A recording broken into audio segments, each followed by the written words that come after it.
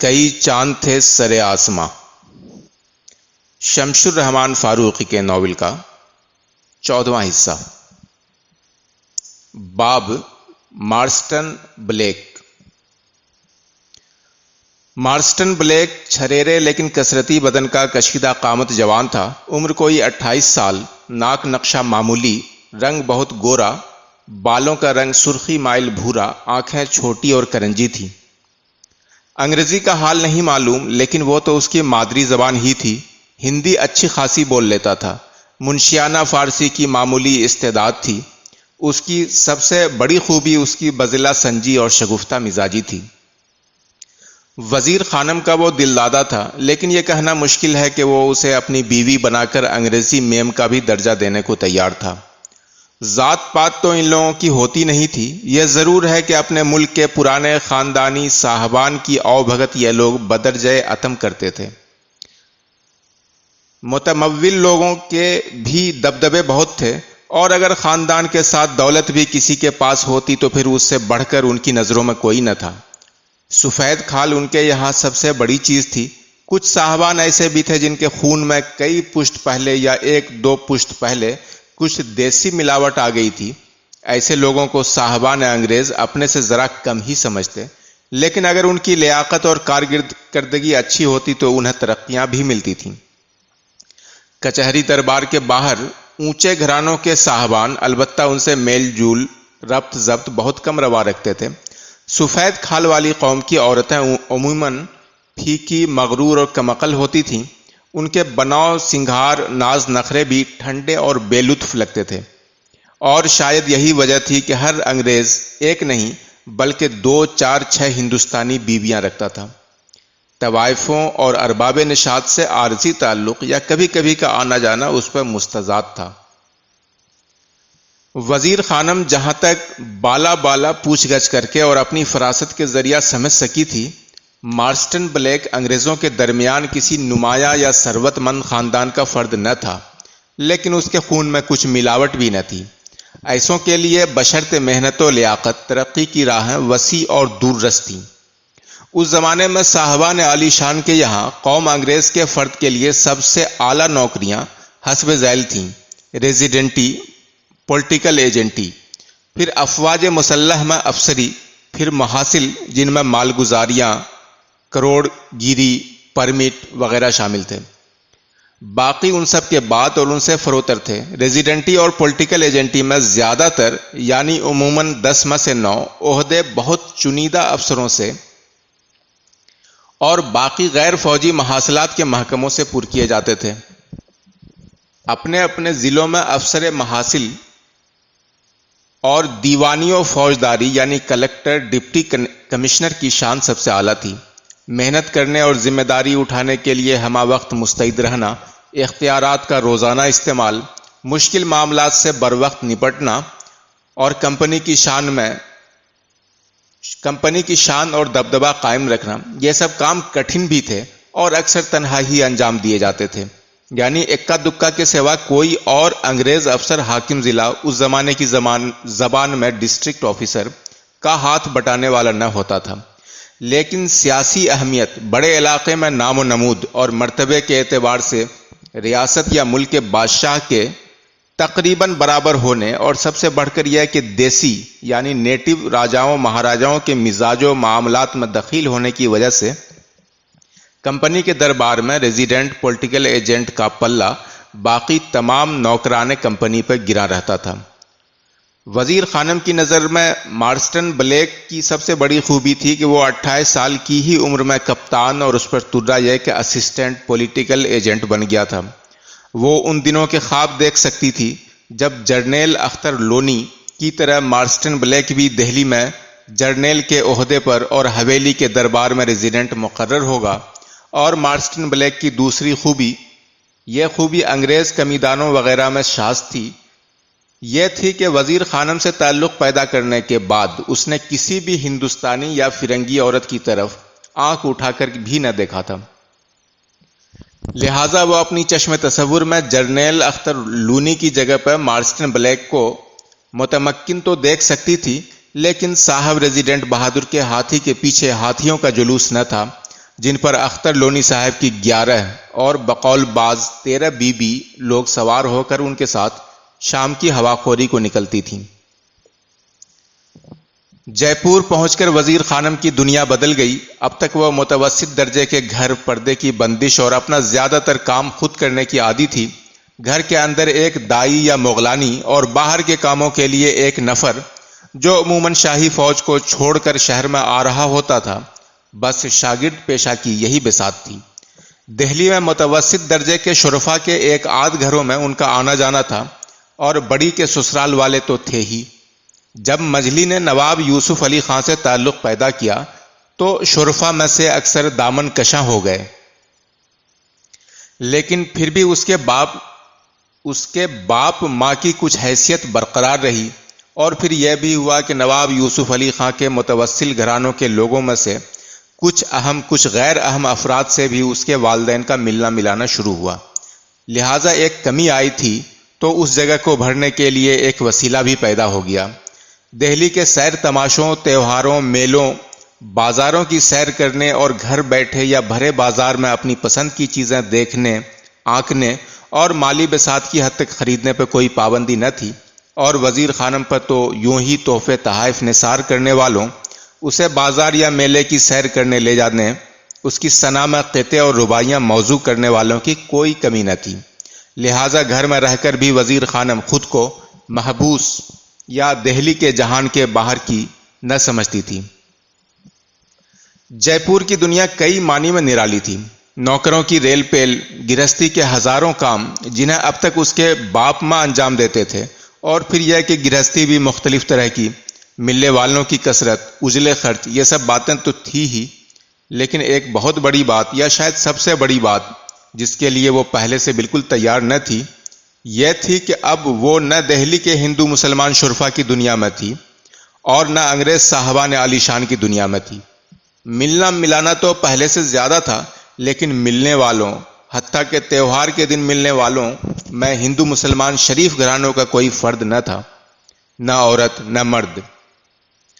دلی میں تو جھوٹوں ہی صحیح، لیکن وزیر خانم کے حلقے شناسائی میں کچھ اعلیٰ خاندان کی عورتیں، کچھ متوسط لیکن شریف گھرانوں کی لڑکیاں، میاں نصیر کی برکت اور ہمت افزائی کی دولت سے کچھ مرد عورت شعراء، یہ سب علی حسب مراتب شامل تھے۔ اسے دھندلی سی توقع تھی کہ آمیر کے راج محل میں نہ صحیح، لیکن درباریوں کی حویلیوں میں اس کی آمد و رفت ممکن ہو سکے گی۔ جے پور پہنچ کر چند ہی ہفتوں میں اسے معلوم ہو گیا کہ نوکر چاکر کے سوا کوئی ہندوستانی اس کے حیط ملاقات میں نہیں آ سکتا تھا۔ انگریز عورت مرد سے ملنے جلنے کا تو سوال ہی نہ تھا۔ کبھی کبھی کوئی انگریز سرکاری کام سے یا اپنے یہاں کی تنہائی سے اکتا کر اس کے صاحب سے ملنے آ جاتا تو اس کے استقبال اور ضیافت کا اہتمام وہ ضرور کر دیتی، لیکن باہر دیوان خانے میں نہ وہ بلائی جاتی اور نہ ہی ملاقات کو آنے والا انگریز کچھ اشارہ دیتا یا وضاحت سے کہتا کہ آپ کی بیوی ہمارے یہاں تشریف لائیں تو ہمیں خوشی ہوگی۔ ضیافت کے انتظام میں شراب اکثر شامل ہوتی، یہ بھی اس کے لیے بالکل نامانوس اور کراہت انگیز شے تھی۔ بہت سے انگریز صاحبان شراب کم کر کے لیمو کا عرق اور پانی یا کوئی جھاگ اور بلبلوں والی چیز، سوڈا واٹر نام کی ہوتی تھی، اس میں برف ڈال کر پیتے تھے، خاص کر گرمیوں میں۔ اس کا نام آہستہ آہستہ نیمبو پانی ہو چلا تھا، اور ہر انگریز گھر میں لیمو اور گرمیوں میں برف کی وافر مقدار اور سوڈا واٹر کی بوتلیں موجود رہتی تھیں۔ ایک مدت تو اس نے سوڈا واٹر ہاتھ بھی نہ چھوا، اس شک میں کہ حرام نہ ہو۔ بڑی مشکل سے اس نے مارسٹن بلیک کی قسموں پر یقین کیا کہ یہ صرف پانی ہے جس میں ہوا بھر دی گئی ہے۔ اسی طرح اسے شبہ تھا کہ اس کی آمد کے قبل گھر میں لحم خوک بھی آتا ہو، لہٰذا مارسٹن بلیک سے پوچھے بغیر اس نے پہلے ہی دن سارے برتن منجوا اور دھلوا کر ان پر آب زمزم کا چھڑکاؤ کیا، جس کی ایک کپی وہ اپنے ساتھ بطور خاص لیتی گئی تھی، اور مارسٹن بلیک سے کہہ دیا کہ اب اس گھر میں منہ ناپاک بنڈیلے کا نام بھی لیا گیا تو میں زہر کھا لوں گی۔ مارسٹن بلیک نے اس کے گلے میں ہاتھ ڈال کر اسے اپنے آغوش میں بھینچتے ہوئے کہا، وزیر خانم، تم وزیر نہیں اس گھر کی مالکہ ہو، تم جو کہو گی وہی ہوگا۔ یہ کہتے کہتے اس نے وزیر خانم کا منہ کئی بار چوم لیا اور وہ بمشکل خود کو چھڑا کر یہ کہتی ہوئی کمرے میں بھاگ گئی، چھوڑیے، ہر بات کا موقع اور محل ہوتا ہے۔ ہاں مجھے معلوم ہے، مارسٹن بلیک بولا، اور میں یہ بھی جانتا ہوں کہ بات کے معنی کیا ہوتے ہیں۔ اس کا لہجہ انگریزوں جیسا یعنی ذرا جھجکتا ہوا سا تھا، بہت رواں نہ تھا بلکہ بھاری تھا۔ تے اور دال اور مخلوط آوازیں وہ صاف ادا کر لیتا تھا۔ آواز اس کی مردانی اور بھاری تھی، لیکن لہجے میں جھجک کے باعث اس کو ہندی بولتے سن کر عجب لطف اور استعجاب کا احساس ہوتا تھا، جیسے کوئی بچہ بڑوں کی نقل کر رہا ہو۔ اس کی آواز میں لیکن کوئی لے نہ تھی، کوئی لوچ نہ تھا۔ اسے شاہ نصیر صاحب یاد آئے کہ ان کی آواز میں عجب ترنم تھا، عجب لحن تھا، اور ہر حرف کو وہ کس قدر خوبی سے ادا کرتے تھے، مولویوں کی طرح اکڑ اکڑ کر نہیں، جیسے گلا صاف کر رہے ہوں، بلکہ اس طرح گویا انگور کی داربست پر نرم چھینٹے پڑ رہے ہوں۔ ایک لمحے کو اس کا دل گھبرایا کہ اب مارسٹن بلیک کی آواز کے ساتھ عمر گزارنی ہے، لیکن اس خیال کو دل سے الگ کر کے وہ ٹھنڈے لہجے میں بولی، چلیے ہمیں خوب معلوم ہے بات کسے کہتے ہیں۔ بات چیت تو انسان کا جوہر ہے۔ تھکے ہارے آئے ہیں، منہ ہاتھ دھوئیے، غسل کیجیے۔ غسل تو بعد میں ہوگا، تم تو بڑی پکی مسلمان تھی، اب الٹی بات۔ وزیر خانم کا منہ لال ہو گیا، اس نے دوپٹے کا کونا منہ میں ٹھونس کر آنچل سے منہ ڈھانپ لیا اور بولی، ہٹیے، ہم آپ سے نہیں بولتے، کچھ شرم ہی نہیں ہے؟ یہ سارے نوکر چاکر منہ پھاڑے کھڑے ہیں۔ یہ انگریز کا گھر ہے وزیر بیگم، نوکروں سے یہاں مرنے پر بھی چھٹکارا نہ ملے گا، یہ سب تمہاری رعایا ہیں، تم ان پر حاکم، ان سے کیا پردہ۔ اور یہ بات سچ بھی تھی، اتنے نوکر اس نے نواب یوسف علی خان کے یہاں بھی نہ دیکھے تھے۔ نواب موصوف ٹھاٹ باٹ سے رہتے تھے، لیکن ان کے زیادہ تر نوکر چاکر عہدی، سپاہی، برقنداز، چوبدار، عصا بردار، برچھیت وغیرہ قسم کے تھے۔ مجلس کی خدمت کو 4-5 خادمات تھیں بس، لیکن یہاں تو فوج کی فوج تھی، اور بہتوں کے تو فرائض منصبی بھی عجیب تھے۔ نوکروں کی کثرت نے اسے ایک طرح کا احساس اقتدار و سرشاری دیا، تو یہ بھی بتایا کہ اس کی نئی دنیا میں دہلی جیسی گپ چپ دھیمی آواز میں گفتگویں، ہلکے لیکن جلترنگ جیسے بجتے ہوئے لہن میں کھڑکیوں میں منہ ڈال کر باتیں، چھوٹے گھر میں مل جل کر رہنے کے باوجود ہر ایک کے دل کی اپنی اپنی خاموش کٹیا جیسی چیزیں نہ ہوں گی۔ مارسٹن بلیک کا ہاتھ تھامتے وقت اسے موہوم سا خیال تھا کہ رتبہ اور طاقت کے ساتھ اسے ہندوستانی شرفا یا ہندوستانی نہیں تو انگریز گھروں کی میم صاحبوں کی ہم نشینی اور ہم جلیسی بھی حاصل ہوگی، لیکن حقیقت کچھ اور نکلی۔ اسے معلوم ہوا کہ ایک دنیا تو ہندوستانی شرفا کی تھی جو دھیرے دھیرے فرنگی طاقت کے سامنے کمزور اور بے خون ہوئی جا رہی تھی، لیکن اسے حفظ نفس اور پاس وضع کا خیال پہلے ہی جیسا تھا۔ اور ایک انگریزوں کی دنیا تھی جس میں ہندوستانی کا دخل بالکل نہ تھا، اور ایک دنیا بیبیوں کی اور ان کے خدام و لواحقین کی تھی۔ بیبیوں کی دنیا کے باسیوں میں سے صرف نوکر کا گزر دوسری 2 دنیاؤں میں ممکن تھا، اور وہ بھی شاذ، ورنہ انگریز دنیا بالکل مہربند اور اپنی جگہ پر تنہا اور پراسرار تھی۔ اسے معلوم ہوا کہ بیبیاں سب بیبیاں ہیں، ہندو یا مسلمان، کم ذات یا اعلیٰ ذات، تعلیم یافتہ یا اہل حرفہ، ایسی کوئی قید نہیں، نہ تعداد کی کوئی شرط ہے۔ پھر یہ کہ سب کا مرتبہ آپس میں برابر ہے، اس فرق کے ساتھ کہ جس بیوی کا صاحب جتنا بڑا آدمی ہوگا اتنی ہی بلند حیثیت اس بیوی کی بھی ہوگی۔ اسی طرح جے پور میں سب سے بلند مرتبہ بیویاں صاحب ریزیڈنٹ کی تھیں، اور ان کے بعد وزیر خانم، پھر فوج کے افسران باعتبار عہدہ۔ وزیر خانم کے لیے اطمینان کی سب سے بڑی بات یہ تھی کہ وہ اپنے صاحب کے حرم میں اکیلی تھی۔ آپس کی بات چیت میں مارسٹن بلیک اسے اپنی منکوہہ بیوی کہتا تھا، ورنہ عام طور پر نکاح یا شادی کی کوئی اسلامی یا عیسائی رسم کسی بیوی کے ساتھ ادا نہ ہوئی تھی۔ بہت یہ تھا کہ کسی عورت کو بیوی بنانے کے پہلے یا فوراً بعد اپنے افسر بالا کو تحریری اور اکثر زبانی اطلاع دے دی جاتی تھی کہ میں فلانی کو اپنی بیوی بنا رہا ہوں، لیکن یہ پابندی صرف متوسط درجے کے صاحبان تک تھی۔ بڑے صاحبان مثلاً رکن مجلس، گورنر، بڑی ریاستوں کے ریزیڈنٹ، بڑے فوجی افسران، یہ لوگ اپنی بیویوں کے بارے میں کسی کو اطلاع دینے کے لیے خود کو مکلف نہ قرار دیتے تھے، اور بعض تو انہیں بالکل خفیہ رکھتے تھے۔ اسی طرح ہندوستان چھوڑتے وقت یا اپنے وصیت نامے میں بہت سے صاحبان اپنی بیوی یا بیویوں کے نام بھی کچھ رقم یا جائیداد لکھ جاتے تھے، تو بعض ان کا بالکل ہی تذکرہ نہ کرتے اور انہیں ان کے حال پہ چھوڑ دیتے تھے۔ اکثر یہ بھی ہوتا تھا کہ کمزاد بیویوں کو چھوڑ کر بہتر بیوی کر لی جاتی اور پرانی بیوی اپنے نطفے اور اس کے بطن کی اولاد کو بالکل نظر انداز کر دیا جاتا۔ اگر کوئی انگریز اپنی بیوی کے حق میں اعلان بھی کر دیتا یا بیان کرتا کہ یہ میری منکوحہ یا بیوی ہے، تو بھی انگریزی قانون اور کمپنی کے ضوابط میں ایسی شادی کے کچھ معنی نہ تھے۔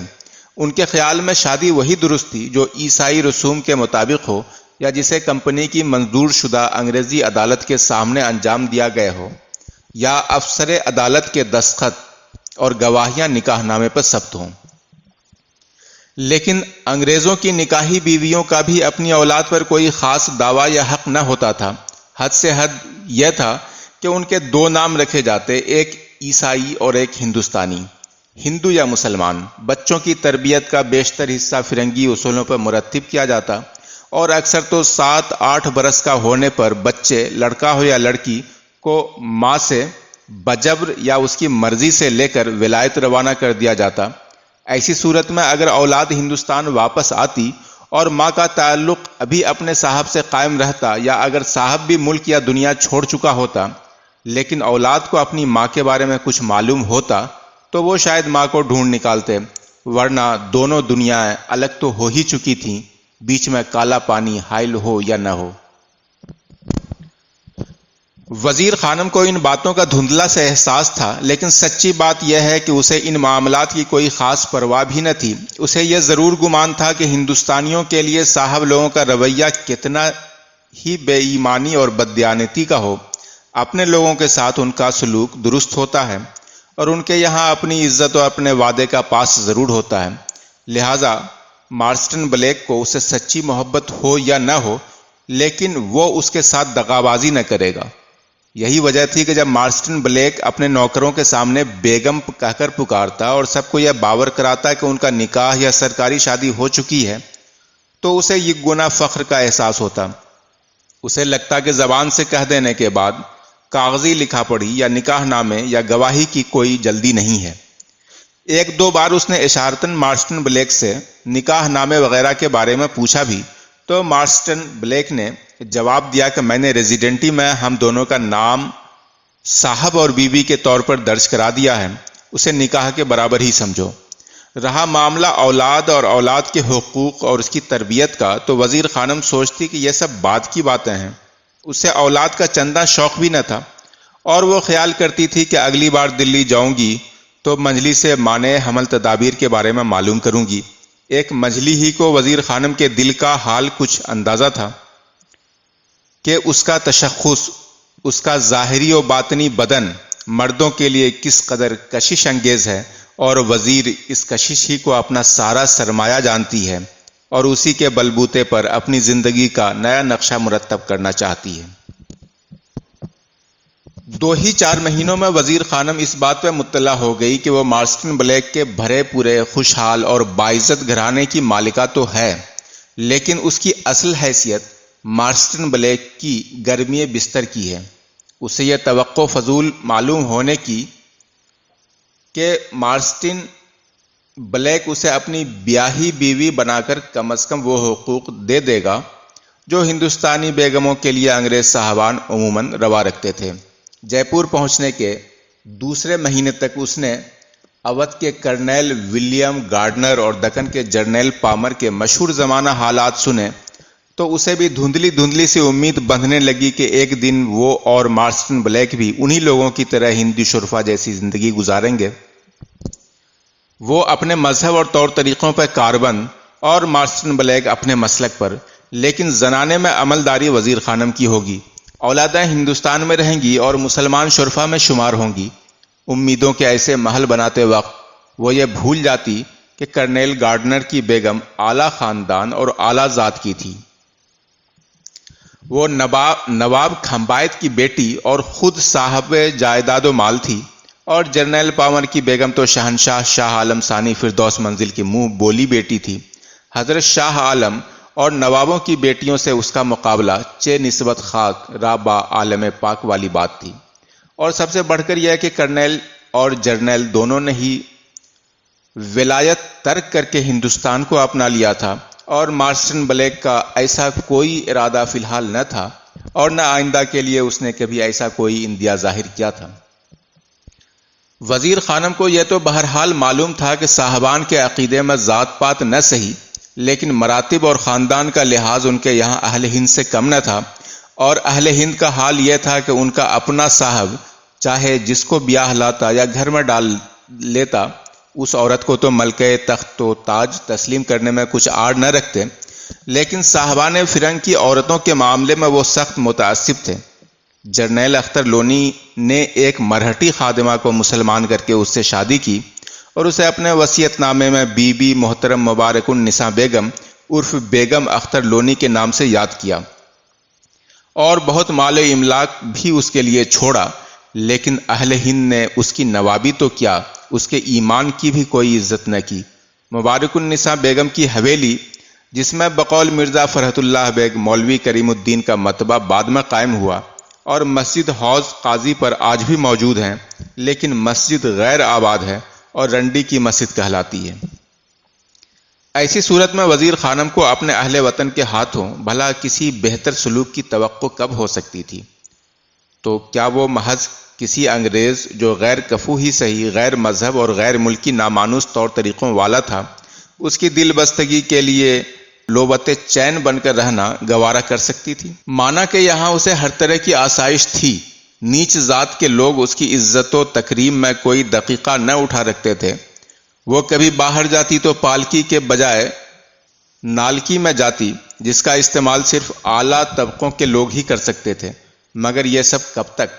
وزیر کو عشق کے بارے میں کچھ معلوم ہوتے ہوئے بھی کچھ نہ معلوم تھا۔ اسے مارسٹن بلیک صاحب سے عشق تھا، خود بخود دل میں ہے ایک شخص سمایا جاتا، اور ایک آگ سی ہے سینے کے اندر لگی ہوئی، یہ سب اسے معلوم تھا، لیکن اس کا اصل مطلب، اس کے صحیح اور دل کو لگنے والا سچا مفہوم کیا تھا؟ کیا اس کا دل چاہتا تھا کہ وہ اپنے صاحب کو ہر وقت دیکھتی رہے؟ وہ اس سے سرد ہو یا گرم، کینہ رکھے یا مہر و محبت، لیکن اس کے اپنے دل میں مارسٹن بلیک کے لیے بے اندازہ لگاؤ اور بے پایاں خواہش کے سوا کچھ بھی نہ ہو۔ کیا ایسا اس کے دل کا حال تھا؟ اسے ملا جامی کی یوسف و زلیخا کے شعر یاد آئے۔ حضرت یوسف کے عشق میں دیوانی ہو کر زلیخا نے فقیری لے لی تھی۔ مدتوں بعد کہیں حضرت یوسف نے زلیخا کو دیکھا تو اس کا حال ہی کچھ اور تھا۔ یہ زلیخا وہ زلیخا نہ تھی جس کی ہم نشینوں اور خادماؤں تک کے حسن کا ثانی نہ تھا، جس کی نخوت کے آگے عزیز مصر بھی تھرا جاتا تھا۔ اب زلیخا کا چہرہ اترا ہوا اور اس کا خرمن حسن اجڑا ہوا نظر آتا تھا۔ اس کا قد خمیدہ تھا اور اس کے قدم لڑکھڑا رہے تھے۔ اب اس کی آنکھوں میں وہ ہیروں جیسی چمک نہ تھی۔ جگمگاتے ہوئے زیوروں اور لباس فاخرہ کی جگہ اس کے بدن پر فقیرانہ چیتھڑے تھے۔ مولانا جامی نے اس موقع پہ حضرت یوسف اور زلیخا کے سوال جواب کو یوں نظم کیا تھا: بگفتہ کو جوانی و جمالت، بگفت از دست شد دور از وصالت، بگفتہ چشم تو بے نور چونست، بگفت از بس کے بے تو غرق خونست، بگفتہ خم چرا شد سرو نازت، بگفت از بار ہجر جاں گدازت، بگفتہ کو زر و سیمے کے بودت، بفرق آں تاج و دیہیمے کے بودت، بگفت از حسن تو ہر کس سخن راند، ز وصف برسر من گوہر افشاند، سرو ذرہ نثار پاش کردم، بگوہر پاشیس پاداش کردم۔ چھوٹی بیگم کو خوب یاد تھا کہ ان اشعار کو پڑھ کر اس کی سسکیاں چھوٹ گئی تھیں۔ اس رات وہ بالکل نہ سو سکی تھی اور نیند کے انتظار میں بے چین کروٹیں بدلتے اس کے جی میں آئی کہ کاش کوئی ایسا اسے بھی ملتا جس کی خاطر اس کا بھی وہ حال ہو جاتا جو زلیخا کا حضرت یوسف کی خاطر ہوا تھا۔ تو کیا مارسٹن بلیک کے تئیں اس کے دل میں کچھ ایسے ہی مر مٹنے کے ارادے تھے؟ توبہ ہے، شاعری تو شاعری ہی ہے چھوٹی بیگم، لیکن اسی دن اسی شاعری کو پڑھ کر تم اس قدر روئی کیوں تھی؟ اور تم نے دل میں کیا ارمان کیے تھے؟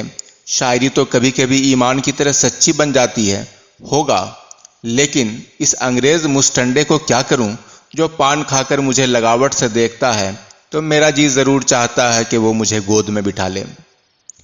اور کچھ نہیں تو طور عشق و عاشقی میں مارسٹن بلیک کا بہت تجربہ، بہت منجھا ہوا، سدھا ہوا اور چھوٹی بیگم کی ہر خواہش، ہر ضرورت کو بخوبی سمجھنے والا اور بوجوہ احسن پورا کرنے والا مرد ضرور تھا۔ وہ اسے اتنا پریشان کبھی بھی نہ کرتا کہ وہ گھبرا جائے یا منہ پھیر لے یا بیزار ہو، اور نہ ہی وہ اس سے ایسا فاصلہ برتتا کہ اس کے دل میں الجھن ہونے لگتی کہ اب وہ کب میری طرف دیکھے گا، خواہش کی گاڑھی خوشبو کب اس کے بدن سے اڑتی اڑتی مجھ تک آئے گی۔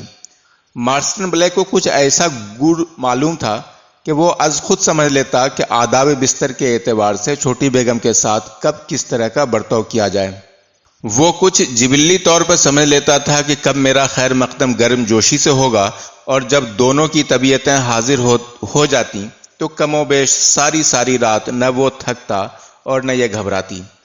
ظاہر ہے کہ ہم آغوشی کے آداب و مدارس سے چھوٹی بیگم شروع میں بالکل بیگانہ تھی۔ کچھ تصور و تخیل کے زور پر، کچھ ہمجولیوں میں بیٹھ سن کر، اور کچھ اپنے بدن کے بدلتے ہوئے باطنی ماحول اور ظاہری موسموں کے بلبوتے اس نے بہت کچھ جان لیا تھا۔ لیکن مارسٹن بلیک اسے جن دنیاؤں میں اڑا لے جاتا، ان کی خبر اسے اپنے گرم ترین خوابوں اور تخیلات کی بلند ترین سطحوں پر بھی نہ ہوئی تھی۔ ایک معمولی سی بات یہ تھی کہ اس نے سن رکھا تھا کہ مرد اپنی خواہش کے علاوہ کچھ نہیں جانتے۔ اکثر کو تو یہ خبر بھی نہ تھی کہ عورت کے بھی تقاضے ہو سکتے ہیں، اور اگر کسی کو خبر تھی تو وہ اس کی پرواہ خاک نہ کرتا تھا۔ اس نے اپنی ہمجولیوں سے سنا تھا کہ مثلا فلانی کو تو بچہ بس یوں ہی ٹھہر گیا، اس میں میاں جی کی کارستانیاں شامل ہوں تو ہوں، خود بیوی کا کچھ دخل نہ تھا۔ مرد لوگ بس اپنی سی چاہتے ہیں، اپنی سی کرتے ہیں، عورت کی تھکن یا بیزاری یا بے لطفی یا بیکاری تک کا کچھ خیال نہیں کرتے۔ عورت کے من پورن یا آسودگی کا تو شاید کوئی اندیشہ بھی ان کی خاطروں سے ہو کر نہ گزرتا تھا۔ اور کیا مارسٹن بلیک کو اس سے محبت تھی، عشق تھا، انس تھا؟ پتہ نہیں، ان لفظوں کے کچھ معنی ہی نہیں، لیکن عشق کی جو علامتیں کتابوں میں لکھی تھیں ان کا تو یہاں کوئی محل نہ تھا۔ اس باب میں میر صاحب قبلہ ایک شعر کہہ گئے تھے، ہائے اسے یہ شعر کتنا اچھا لگتا تھا کہ وہ اکیلا پا کر اکثر اسے گنگناتی، اور کبھی کبھی تو ہمت کر کے بعض زیادہ ضد کر کے تحفے پیش کرنے والوں کے سامنے پڑھ بھی دیتی تھی۔ چاہ کا دعویٰ سب کرتے ہیں، مانیے کیوں کر بے آثار، اشک کی سرخی زردی منہ کی، عشق کی کچھ تو علامت ہو۔ یہ ضرور تھا کہ اسے دیکھتے ہی مارسٹن بلیک کا چہرہ کھل اٹھتا تھا، اور اس کی ہر بات، ہر قرینے سے لگتا تھا کہ وزیر خانم کے آس پاس ہی رہنے میں اس کے دل کی مسرت ہے۔ لیکن پھر نکاح اور شادی تو دور کی بات تھی، کوئی معمولی کاغذ بھی ان دونوں کے درمیان نہ تھا۔ ہاں اسے یہ اطمینان تھا کہ مارسٹن بلیک صاحب میرے ساتھ دغا نہ کریں گے، اور ابھی تو زندگی بہت سارے دنوں کے لیے سامنے پڑی تھی۔ ابھی سے لکھا پڑھی کی بات کرنا اسے منحوس معلوم ہوتا تھا، مگر کیا انہیں مجھ سے عشق ہے؟ اور اگر ہے تو کیا میں، کیونکہ چھوٹی بیگم کے دل میں یہ چوٹ ضرور تھا کہ مانا میں ان کے آنے کی راہ دیکھتی ہوں، مانا اگر انہیں دیر ہو جائے تو میں گھبراتی ہوں، مانا کہ راتوں کو، لیکن کیا اسے عشق بھی کہتے ہیں؟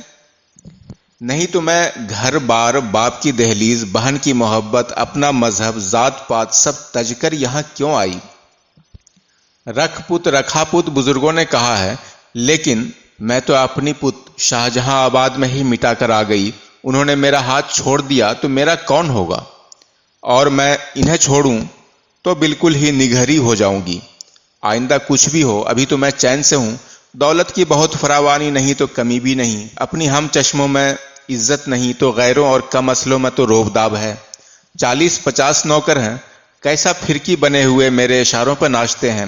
میں فرنگی کی بیوی ہی نہیں، جے پور شہر کی نمودار ہستیوں میں ہوں، اور سب بیویوں میں حسن اور سلیقے کے سبب ممتاز بھی ہوں۔ میرا صاحب بھی مجھے چاہتا ہے، نوکر چاکر خوش، بیوپاری مہاجن ادب کرتے ہیں۔ دہلی والی بیگم کے لقب سے ملقب ہوں، اور کسی کو کیا چاہیے؟ میں عمدہ باجی سے تو اچھی ہوں۔ ان نواب لوگوں کا کیا بھروسہ، یہ سب ریجھ پچاؤ ہیں۔ ان کی اصل لاگ اور اصل مطلب کس سے ہے یا کس سے ہو جائے گی کوئی کچھ نہیں کہہ سکتا۔ اور پھر اس نوابی کا کیا ہے، ابھی تو مسند پہ براجے نہیں ہیں۔ اللہ جانے کل کلاں کیا ہو، کیسا پڑے کیسا نہ پڑے، اور ان کے پاس اپنی دولت تو کچھ بھی نہیں۔ نواب گزارے کے لیے معقول رقم ضرور دیتے ہیں، لیکن محل کے شیشہ آلات ساز و سامان پر ان کا تصرف مالکانہ نہیں۔ نوکر جو ان کے اپنے ہیں وہ تو ہیں، لیکن بقیہ پر ان کا حکم نہیں چلتا۔ مجھے دیکھیں، یہ ساری پلٹن کی پلٹن میری مطیع ہے، جسے چاہوں رکھوں جسے چاہوں نکالوں۔ ایک آیا تھی پورب دیس کی، ذرا بنی سنوری رہتی تھی، صاحب کی چمپی پر نوکر تھی، شاید کچھ اور بھی۔ میں نے آتے ہی کھڑے کھڑے باہر کیا۔ میں نے کہا صاحب کی چمپی میں خود کروں گی۔ کیا مجال جو صاحب نے ایک حرف بھی منہ سے نکالا ہو۔ اور بڑی، بھلا ان جیسا کون ہو سکتا ہے، پاک صاف جنت کی حور۔ لیکن ان کی زندگی بھی کیا زندگی ہے، بچوں کی خدمت، میاں کی ناز برداری، ساس سسر کے دباؤ میں جینا، یہ بھی کوئی جینا ہے؟ ابھی کم سے کم مجھے تو صاحب کے ناز نہیں اٹھانے پڑتے، وہی میرے ناز اٹھاتے ہیں۔ نہ بابا، ایک پاؤں پر کھڑی ہو کر سارے گھر کی خدمتیں، ساس سسر کے چونچلے، بچوں کی چیخم دھاڑ، میاں کے تن بدن پر اپنی جان نچھاور کر کے 2 وقت کی روٹی کھانا، یہ مجھ سے نہ ہوگا۔ میں کسی مرد سے دبنے والی نہیں۔ کیسی اچھی گڑیا سی صورت تھی ان کی، اب منہ سوکھ کر زری سا نکل آیا ہے۔ آخر دنیا میں عورتیں ہی سارے دکھ کیوں بٹوریں، سارے بوجھ کیوں اٹھائیں؟ وہ جو کہتے ہیں نا کہ لونڈی کو لونڈی کہا رو دیا، بیوی کو لونڈی کہا ہنس دیا، اسی لیے تو کہتے ہیں کہ بس 2 بول پڑھوا لو اور جو خدمت چاہو لے لو، ذلیل بھی کرو تو وہ ہنسی میں ٹالے گی۔ ایسی بیگم صاحبی کس کام کی؟ اس سے تو میں اچھی ہوں، منہ شیر سے بلی بھلی۔ بھلا سے بیگم نہیں ہوں، لیکن ماما چھوچھو بھی نہیں ہوں۔ دھیرے دھیرے وزیر خانم نے خود کو مارسٹن بلیک کی بیوی بن کر جینا اور پھر خوش رہنا سیکھ لیا، لیکن عشق اور عاشقی کے رموز پر ذہنی کشمکش کے سوا بھی اس کو بہت کچھ چھوڑنا اور مارسٹن بلیک کو بھی بہت کچھ بدلنا پڑا۔ یہاں یہ ماننا ہوگا کہ مارسٹن بلیک نے وزیر خانم کی باتیں ماننے اور گھر کا نظم و نسق وزیر ہی کے حسب دلخواہ بنانے میں اپنی حد تک کوئی دقیقہ نہ اٹھا رکھا تھا۔ وزیر جس طرح کے گھروں کی عادی تھی، ان میں ہر کمرے کے ساتھ آبدار خانہ ضرور ہوتا تھا۔ آبدار خانے میں ایک طرف گھڑونچیوں پر گھڑے اور کٹورے رکھے ہوتے تھے، مستطیل گھرانوں میں شربت کیوڑا، شربت امبا، شربت انار کے شیشے بھی ہوتے، اور گرمی کے موسم میں لکڑی کی ایک ناند میں برف کی سل رکھی ہوتی، جس کو پگھلنے سے بچانے کے لیے اس پر لکڑی کا برادہ اور بنگالی ٹاٹ کا ٹکڑا پڑا رہتا تھا۔ آبدار خانے کے دوسرے سرے پر چھوٹا سا چبوترا، جس پر بڑے مٹکے یا ناند میں نہانے کے لیے پانی، خوشبو کے لیے کیوڑے کی بوتل اور سر دھونے بدن ملنے کے لیے ہینا، بیسن وغیرہ کی پوڑیاں رکھی ہوتی۔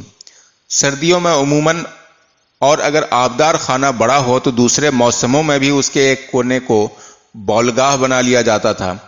اس کی بدروں کو ہر استعمال کے بعد پانی لونڈھا کر یا بالکل صاف کر دیا جاتا تھا۔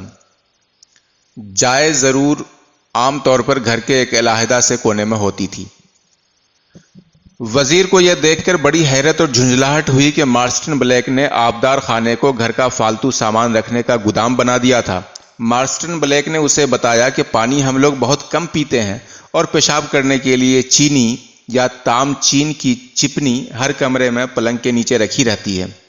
اس نے اشارہ کر کے دکھائی کہ چپنی کیا چیز ہوتی ہے۔ عورت مرد دونوں اپنے اپنے برتن استعمال کرتے تھے، نہ طہارت کا کوئی تصور تھا اور نہ بدبو کا لحاظ۔